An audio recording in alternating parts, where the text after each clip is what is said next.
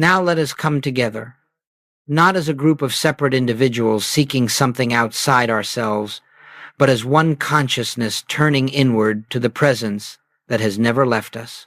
For this work, we embark upon these 30 days of stillness as not a program, nor a discipline, nor an attempt to add spirituality to an already overburdened human experience.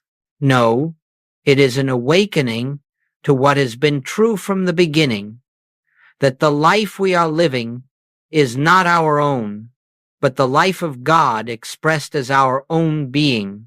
We are not entering stillness to gain reward or escape the agitation of the world. We enter stillness because within every breath, within every moment of quiet receptivity, there is a revelation waiting to be made known. The presence that feeds the birds of the air and clothes the lilies of the field is the same presence that animates your very existence. And yet, although it is ever present, it must be consciously recognized before it can become the activity of your experience. You see, the world has taught us to look outward for peace, outward for supply, outward for direction, outward for safety. But the infinite way teaches us that all such seeking is a wandering in shadows, for that which we search for lies already at the center of our own consciousness. Therefore, these days ahead are not a journey outward, they are a return home, a remembering, a quiet lifting of the veil that seems to hide the truth of our being. If you will, think of this entire practice as a gentle turning within, again and again, to discover what has always been living you. Not effort, not strain, but a simple openness. Here I am, Father. Speak, for thy servant heareth. And as the mind becomes still, as the emotions quiet themselves, there emerges a sense of presence, soft at first, but unmistakable until we begin to realize that God has never been absent, never been silent, never withheld anything from his own expression. And so I welcome you to these 30 days of stillness, not as students learning a method, but as those who are ready to behold the truth that has eternally been true. Let us walk humbly, gently, quietly into this inner sanctuary where God is revealed, not as a distant being, but as the very essence of your own I. Now, as we move deeper into this sacred work, let us understand the principle upon which the entire month rests. Stillness is not merely the absence of noise, nor is it a pause between the activities of the human day. Stillness is the doorway through which the invisible becomes visible, through which the presence reveals itself as the reality of our being. It is a state of consciousness in which the personal sense of I grows quiet enough for the true I, the Christ within, to be known. You see, as long as thought rushes, as long as fear clamors for attention, as long as the mind insists upon solving, improving, or defending the human picture, the deeper currents of spirit cannot be felt, not because spirit is absent, but because our awareness is preoccupied with shadows. And so stillness is not something we achieve, it is something we allow. It is a resting, a yielding, a receptivity to that which is already here, already functioning, already perfect. Joel taught that true prayer is not petition. It is not asking for things, nor attempting to persuade God to act on our behalf. True prayer is listening, and listening can only take place in stillness. In the silence of the soul, the voice that speaks without sound begins to make itself known. It reveals that all power is one, that all presence is one, that all life is one. And in that realization, fear dissolves, lack loses its meaning, and the sense of loneliness evaporates like mist before the morning sun. Understand this, stillness is not a technique to improve the human condition. It is the recognition that the human condition has no reality apart from the beliefs we hold about it. When we enter silence, we are not attempting to change our world. We are stepping out of the illusion that the world has power over us. We are returning to the awareness that God alone is power, God alone is presence, God alone is life. And so we begin this month not with striving, but with surrender, not with effort, but with trust. As you turn within, whether for a moment or for several minutes, remember that you are not seeking something missing. You are acknowledging something eternally present. You are creating the space in which realization may dawn, realization that God is the substance, the activity, and the breath of your being. In this realization lies healing. In this realization lies supply. In this realization lies peace. Stillness is the door. Realization is the light that enters. Let us now turn to the first of our daily contemplations, the simplest and yet the most profound doorway to spiritual realization. Thou art here. These three words, when quietly acknowledged, have the power to lift the mind out of the realm of appearances and into the awareness of divine presence. They do not call upon a God far off, nor do they attempt to bring God into the scene. They merely recognize what has always been true, that the infinite is already fully present, fully active, fully here. You see, the difficulty in spiritual living does not lie in God's absence. There is no such thing as an absent God.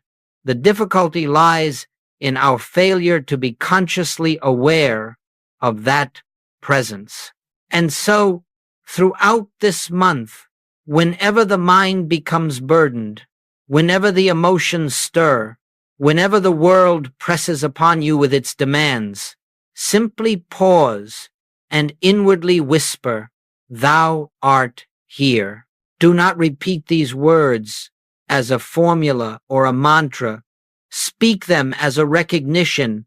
Let them rise from the depths of your being, not from the surface mind. Say them softly within yourself, not to convince, not to compel, but to acknowledge. For in that quiet acknowledgement, something shifts. A subtle relaxation comes over you.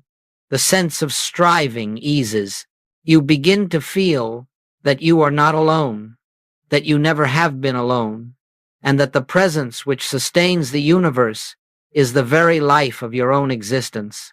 Now, do not expect fireworks or sudden visions. Most often, the activity of spirit is gentle, like the dawning of light before the sun breaks the horizon. But if you will be faithful to this simple practice, you will soon notice that your reactions change. You become less disturbed by circumstances, less frightened by appearances, less tempted to take the burdens of the world upon your shoulders. The word "thou art here" create an opening, a clearing, through which the awareness of God may enter. And understand this, the presence that is here is not merely near you or around you. It is within you. It is the very substance of your life. It is the intelligence that governs every function of your being. When you say, "Thou art here," you are not calling upon an external deity. You are recognizing the Christ within the I that I am. Try this often. For a minute or two, many times a day. When you rise in the morning, pause. Thou art here. When the thoughts race, pause. Thou art here. When you face a decision, pause. Thou art here. When you feel alone, misunderstood, weary, pause. Thou art here. Slowly the words will fade, and in their place will be a feeling, an inner assurance, a quiet peace, an invisible companionship. This is the beginning of the month's unfoldment, the first step into the sacred sanctuary of your own being. Now, as we enter more deeply into this sacred journey, Let us understand that these 30 days are not a discipline of the mind, nor are they a program to accomplish spiritual goals. They are an unfoldment, a revealing of what has eternally been true but seldom recognized. Each day offers not a new truth, but a new opening to the same truth, the one presence, the one power, the one life, expressing itself as your very being. You may notice in these weeks ahead that some days feel effortless. A line such as "I and the Father are one" may lift your consciousness instantly into quiet assurance. On other days, the mind may resist, the emotions may stir, and the world may pull insistently at your attention. But understand this: both the easy days and the difficult ones are part of the same unfoldment. The surface mind may fluctuate, but the activity of spirit does not. It works within you whether you feel it or not.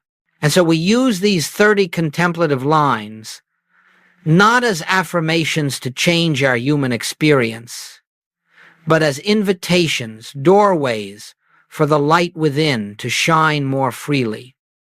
Whether it is, "I live, yet not I," or "The kingdom is within," or "My peace I give unto you," or "I am the place where God shines forth." Each line carries within it a spiritual seed. You do not need to analyze it. You do not need to force understanding. You simply hold it gently in consciousness, like placing a seed in fertile soil. Then you step aside and allow the invisible to do its work. Throughout this month, approach each day with fresh receptivity. The truth never repeats itself in the same way. The mind may repeat words, but realization is always new, always living, always spontaneous. One day, the line "There is only one power" may appear to address fear. Another day, it may speak to your sense of supply. On yet another, it may dissolve the subtle belief that you can be separated from God for even an instant. You see, the power is not in the words. The words are merely symbols, markers that point to an inward reality. If you allow them to rest softly in your awareness, you will find that the words fade and the silence beneath them begins to speak. And it is the silence, not the statement, that heals, reveals, restores, and transforms.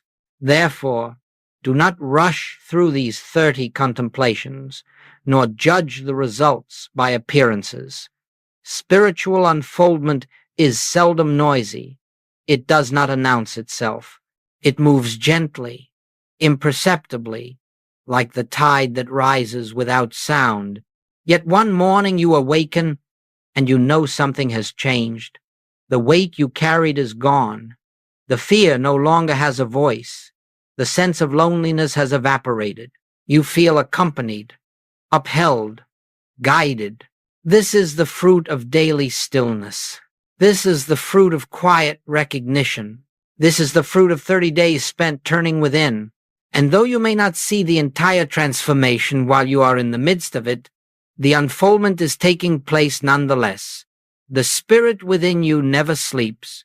Its activity continues even when you are unaware of it. Our task is simply to present ourselves each day open, receptive, available, and allow the inner light to reveal itself in its own way, in its own time, in its own perfect fullness.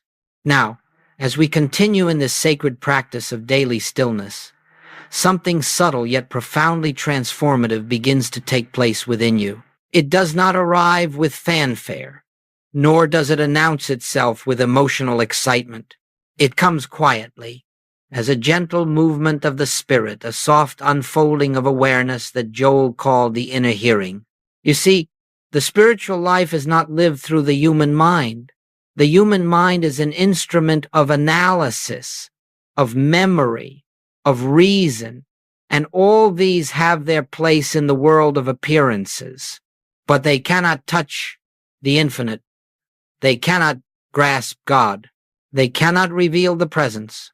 Only the inner ear, that deep faculty of spiritual discernment, can receive the impartation of truth. And this inner ear awakens not through effort, but through silence. As you sit in stillness, whether with the words, "Thou art here," or "I and the Father are one," or any of the contemplations we shall explore this month, you are tuning your consciousness to the frequency of spirit. You are creating the conditions in which realization may dawn. And then, without warning, without planning, there comes a moment when a truth rises within you, not as thought, not as memory, but as revelation. This is the inner hearing. It may come as a deep sense of peace, unconnected to any circumstance. It may come as clarity, a sudden knowing of what is right without any reasoning. It may come as a lifting of fear, so gentle that you hardly notice when it left. It may come as love, love that does not originate in the mind, but pours forth from a depth you did not know you possessed. Do not misunderstand. This is not imagination. It is not self-suggestion. It is the activity of the Spirit of God within your own consciousness. It is the Christ, the true identity of you, breaking through the clouds of personal thinking and revealing itself as your real self. And hear this well. Inner hearing does not depend on your worthiness.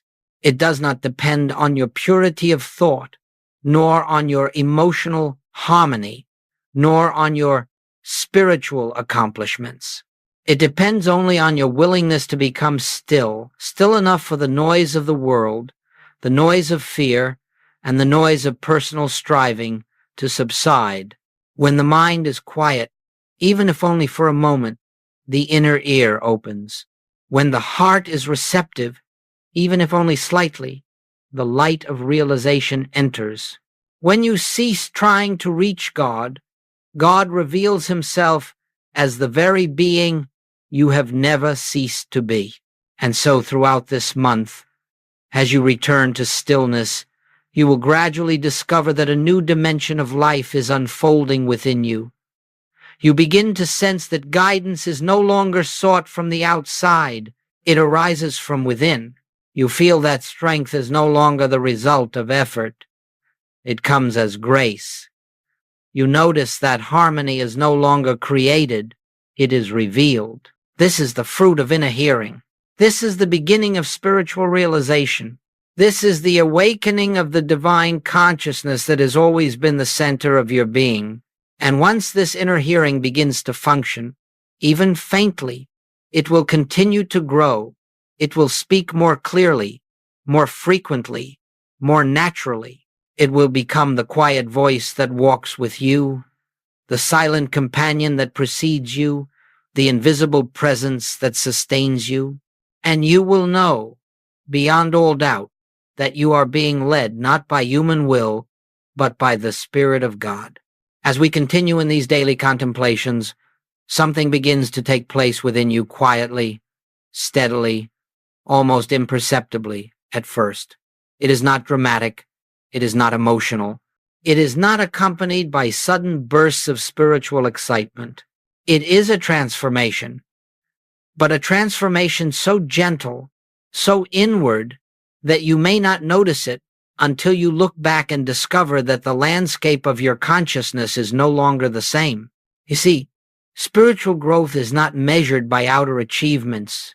It is not measured by visions, nor by sensations, nor by changes in circumstance. It is measured by the degree to which the personal sense of self yields to the realization of the presence within. And this yielding happens slowly, tenderly, through the simple act of stillness. One day, you will discover that situations which once disturbed you no longer hold the same power. You will find that the reaction which once sprang up instantly, fear, irritation, anxiety, has lost its foundation. A space has opened within you, a stillness that meets the world with peace rather than resistance. This is not something you have done. It is something that has dawned through grace. Another day, you may notice that the sense of loneliness has begun to fade. You feel accompanied, upheld, guided, even in moments when you appear to be physically alone. There arises a gentle assurance you are not walking this path by yourself. The presence that you have acknowledged in stillness reveals itself as the companion of every breath, the intelligence behind every step. You may also see changes in your sense of supply. You no longer look outward to people, circumstances, or opportunities as sources of your good. Instead, you begin to feel that supply is a flow, an unbroken, invisible rhythm of ideas, opportunities, and right activity flowing from within your consciousness. The fear of lack loosens its grip, not because you have acquired more, but because you have recognized that the infinite source is the very life living you. In your relationships, too, the transformation expresses itself. You begin to behold others not as personalities to accept or reject, not as bodies to please or challenge, but as the same Christ expressing through different forms. You begin to understand what Joel meant when he said, "I am you and you are I." For the more you recognize the presence within yourself, the more naturally you recognize it in others. Perhaps most profoundly, your longing for spiritual results begins to diminish. You become less interested in what stillness can bring you, and more devoted simply to abiding in the presence. The desire for experiences subsides, and in its place arises a contentment, a quiet joy, a sense of completeness that is not dependent on anything external. And here is a mystery. The very moment you cease seeking results, the results begin to appear, not as the world gives, not as rewards, but as manifestations of a consciousness aligned with God. All of this happens gradually, silently, like the soft turning of a season. You may not feel the change as it occurs, but you will awaken one morning and discover that your consciousness has been lifted. You will realize that the peace you once pursued now rests upon you. The harmony you once sought now moves through you. The presence you once tried to find now reveals itself as the truth of your own being. This is the quiet miracle of these 30 days. This is the transformation born of stillness. This is the fruit of letting the inner light shine in its own effortless way. Now, as this month of devotion progresses, something very beautiful begins to occur. Stillness, which at first seemed like a practice, something you did for a minute or two, many times a day, begins to live you. It ceases to be an activity and becomes an atmosphere.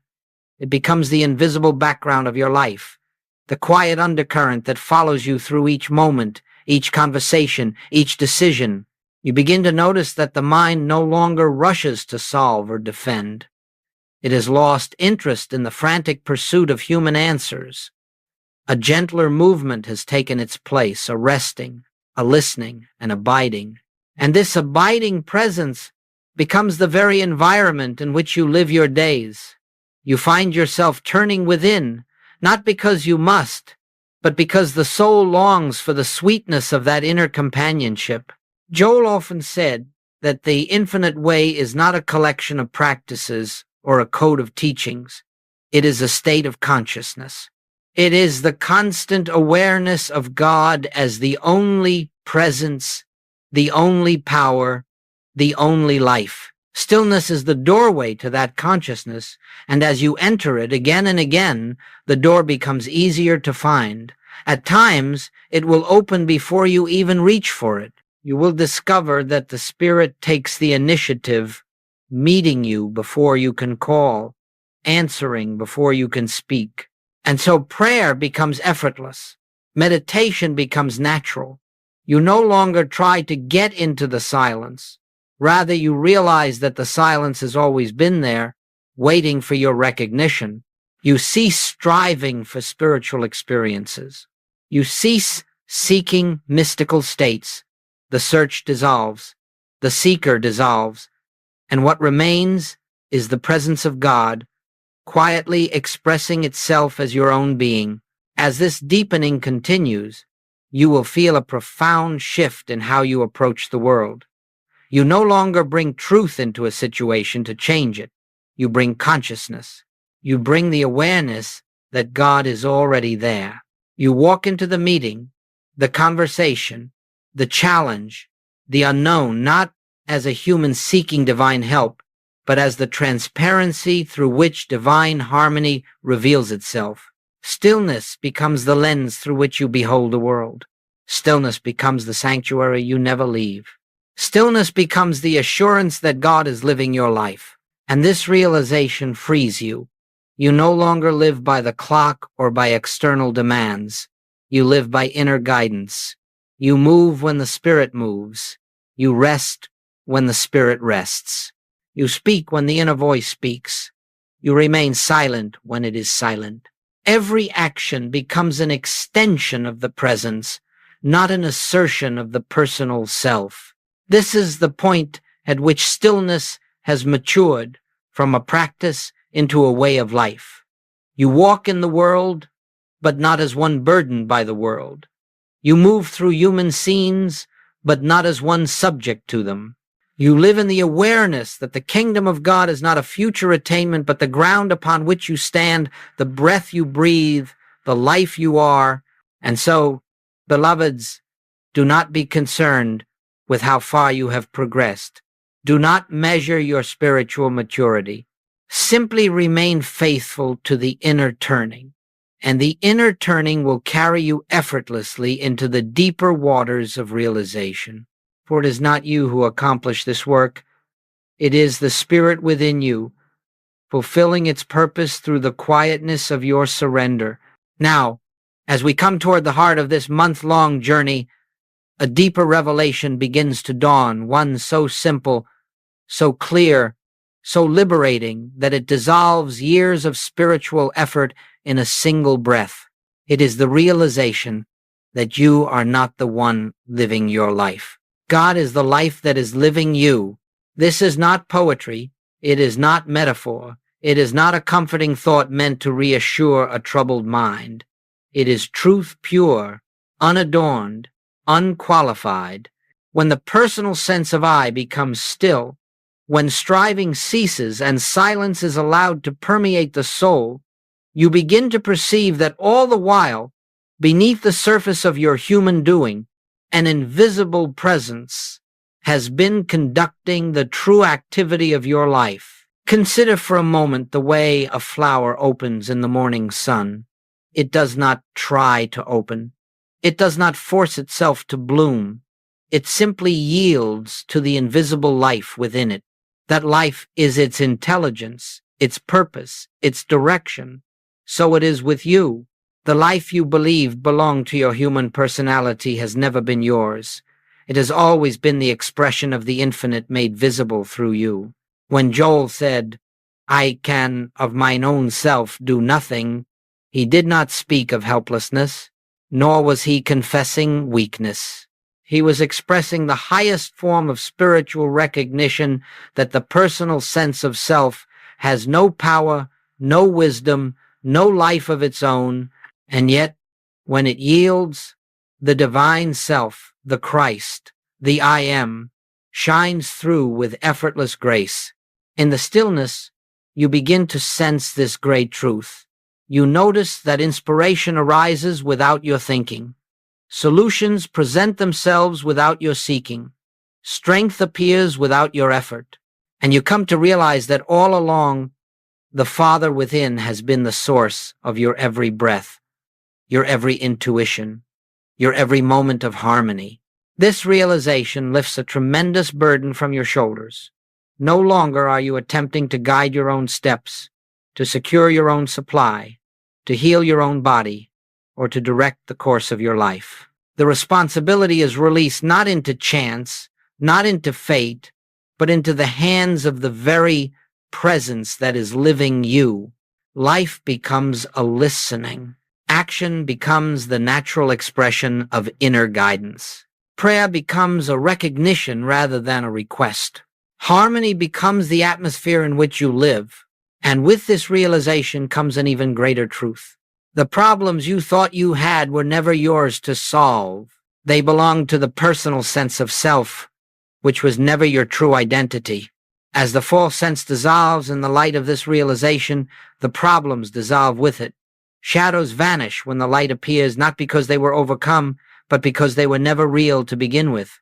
This is why Scripture says, "It is the Father within me who doeth the works." It is not a statement of humility, but of spiritual fact. When you yield to this inner activity, you do not become passive. You become transparent. You become the place where God shines forth, the instrument through which divine harmony is made visible on earth. And so, with each day of stillness, with each gentle turning within, with each quiet acknowledgement of "Thou art here," you are preparing the way for this realization to take root. You are loosening the grip of the personal sense of self and allowing the true self, God being, Christ awareness to emerge as the reality of your life. This is the great transition of which the mystics speak, the shift from being a creature trying to reach God to being the expression through which God lives his own infinite life. It is not a future attainment. It is the truth of you now, awaiting only your recognition. And now, as we bring this unfolding to its gentle close, let us remember that spiritual work never truly ends. It does not conclude with the final word of a lecture or the closing of a book. For the activity of spirit is continuous, ceaseless, and eternal, and it moves within you whether you are aware of it or not. The stillness you have touched in these contemplations is not confined to these moments. It is the very ground of your being, ever present, ever available, awaiting only your recognition. Beloveds, take with you this simple assurance. You are safe, not because the world is stable, not because conditions are favorable, but because the presence that lives you is infinite, unchanging, and whole. You walk in the everlasting arms, held by a love that has never wavered and will never withdraw. No problem, no appearance, no condition of this world has the power to separate you from the life that is God expressing itself as you. Carry forward the stillness you have gathered here, not as a technique, but as an atmosphere of consciousness. Let it go before you into every circumstance of your life. Let it surround you in your moments of uncertainty. Let it lift you in times of fatigue. Let it reveal to you again and again that you are never facing anything alone. The presence walks with you as your own being, and it knows the way. When the mind grows noisy, return for just a moment to that awareness we have practiced. Thou art here. When fear whispers its illusions, answer softly, I and the Father are one. When you feel the weight of the world, remember, I am the place where God shines forth. Let these words become gentle reminders, not affirmations of something hoped for, but recognitions of what already is. As you continue beyond these 30 days, you will find that the inner hearing grows clearer, the inner peace deeper, the inner guidance surer.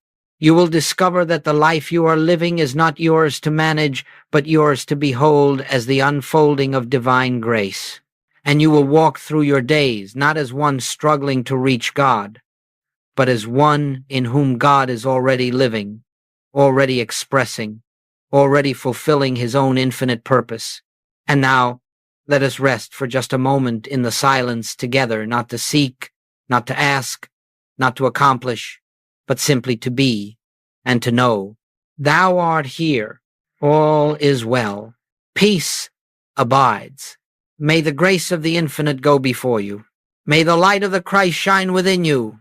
And may the presence that is your very life be revealed to you more deeply with every passing day.